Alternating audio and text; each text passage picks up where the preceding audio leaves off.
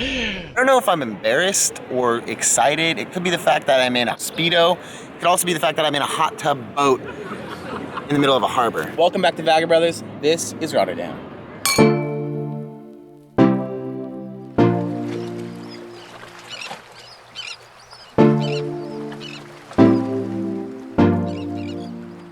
Good morning, guys. Welcome back to Vagabrothers. Right now we are in Rotterdam in the Netherlands, and we're gonna have a fun little day. What are we up to? All right, so Rotterdam is the second biggest city in the Netherlands. It's the largest port in Europe, and until recently was the largest port in the world. It was totally bombed during World War II and then rebuilt in a really interesting way. So we're gonna be exploring the history of Rotterdam, starting off back in the old ports. What was this? Do you know that game? That was my little motion. Let's roll.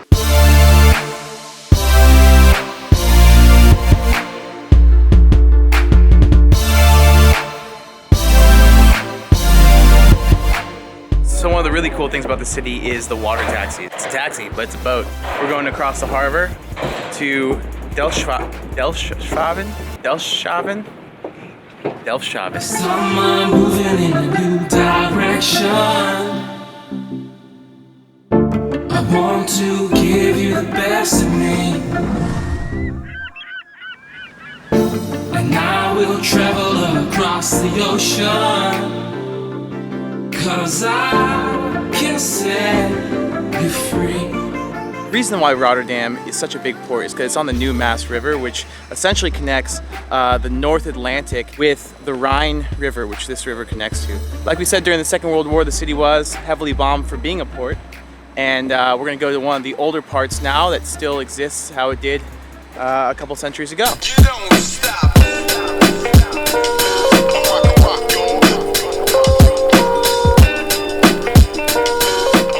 Okay, students of American history might remember that some of the first settlers were the Pilgrims. They left England because they were religious Puritans, so they came to the Netherlands, which was a very, very tolerant country religiously. They felt that the Dutch, although tolerant, were living a little bit too crazy. They were dancing, they were drinking, all these crazy sins. Here in this exact port, right in front of this church, they hopped on a ship and sailed for the Americas. So to celebrate their legacy, we're gonna go to a brewery called the Pilgrim. Our family can trace its roots back to the Mayflower and the first ship full of pilgrims to come across to America. So technically we are pilgrims. Actually, I completely forgot about this. This is true. He was a carpenter. Our ancestor was a carpenter on the Mayflower. Dear ancestor, don't roll over in your grave. I have a pint right now. It's in your honor.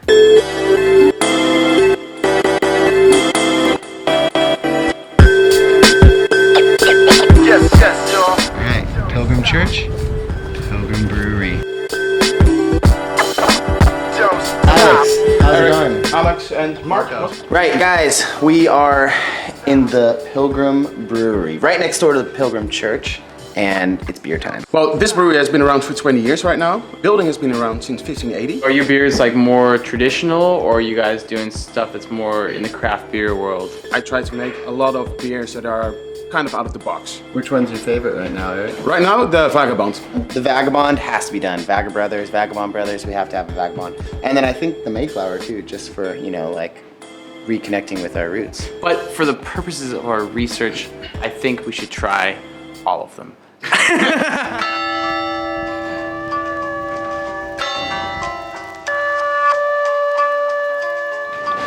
That's the Mayflower Triple. That's the Vagabond Stout. There you go. Very delicious. Thank you, Eric. You're welcome. How do I say cheers again? Proost? Proost, And yeah. thank you is dankje. Dankjewel. Dankjewel. Yeah. It's like thank you well. Dankjewel. Yeah. Dutch, very similar to English. English, very similar to Dutch. Finger, Finger. Thumb. thumb, hand. Starboard. Ship. Schooner. We already did these ones. Beer. Beer? Beer. Beer? Beer's good. Dutch version of croquettes. Wow.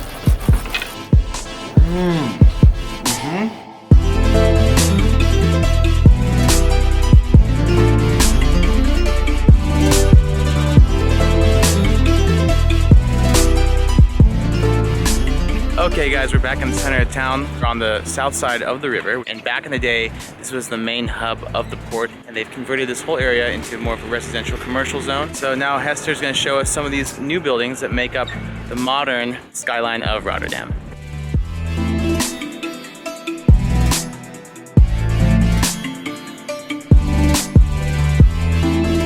This is the largest building of the Netherlands, and it's designed by Rem Koolhaas. It's a vertical city, so it has everything in there. There are restaurants, there's a big hotel in there, there's housing, and the penthouse on top is sold by Madonna. Hey Madonna, next time invite the vagabrothers up. We're on the street, for Christ's sake.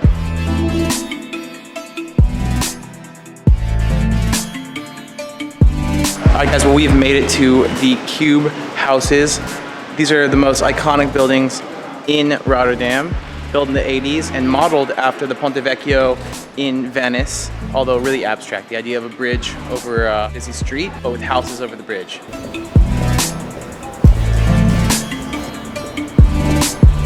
Guys, these buildings are awesome. Could you imagine living in a room that's slanted at an angle? I think if you've ever lived in a house, in an old house in Europe, you have lived in a building that's slanted. But I don't think they were designed to be slanted. These ones were designed to be slanted. They're actually designed to look like tree houses. So they're kind of like Dutch tree houses. Louis, fun for Louis. Rotterdam. Tree house inspiration day.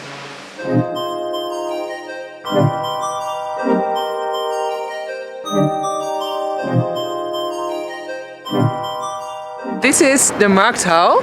It's built in October 2014, and in the first 3 weeks after the opening, there were 3 million visitors. So people live up in those things up Yes, a lot of the apartments, they look down at the Markthal.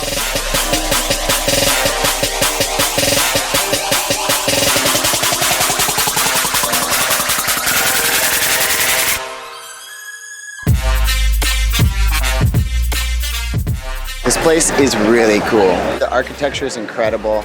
The curvature of the building feels really open. It feels like you're outside. Hey. Hi. What are you doing? I'm vlogging. Really? Yeah. Hi. Do you have much followers? I don't know. Me neither. What do you think about the building? Are you really going to interview me now? Yeah, now you're in it. Oh, I'm in it. You wanted to be in it, now you're in. Anyways, like I was saying before, I was so politely interrupted. I love places like this. I love big central buildings where you can come and you can eat from places all over the world. And one that is as beautifully decorated as this is definitely hard to come by. So if you come to Rotterdam, make sure you visit the Market Hall. Built this market hall with the same idea that Bilbao built the Guggenheim, which was to put a really nice building that would attract visitors and kind of spread some prosperity around the area. And this mural on the wall is actually the largest in Europe. All right, so we've explored the port's past, the reconstruction of Rotterdam, and now the natural transition is to hop in a hot tub. That is actually a boat. That is the hot tub. That's our ride. I don't know if I'm the only one, but a hot tub sounds really sexual.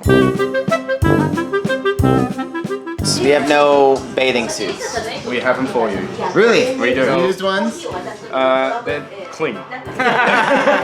That's good. Well, we forgot our swimsuits, but luckily they hooked us up with some fine, local style swimwear. Check it out.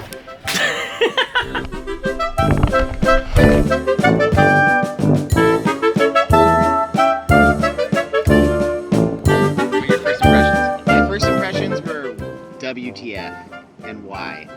But now, I'm feeling it. I'm heating up. Yeah, the hot tub, when I first heard it, I thought it was like a hand job in a sauna. Yeah. Somebody growing weed on a floating barge right here. Look. Oh, that's totally weed.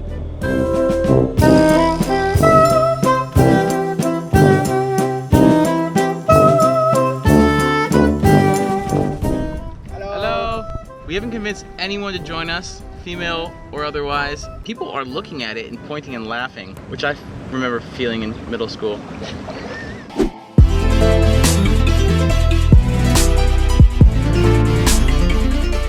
Well, fun first day in Rotterdam. What you think? Amazing. Really, really beautiful city. I like it because it's a city that you're constantly looking up, and I think that's generally a good outlook to have on life. Anyways, tomorrow we're exploring more of the city. We're gonna go to some of the more up-and-coming neighborhoods, and we're also going to the North Sea Jazz Festival, which is pretty awesome. So, Not tomorrow though. no, the day after. The day after tomorrow. The day after tomorrow. So stay tuned for that, and you guys know, if you like the video, you know what to do. Thumbs up, share it with friends, and subscribe. In the meantime, remember to stay curious. Keep exploring. And we'll see you guys on the road, or maybe in a hot tub time machine.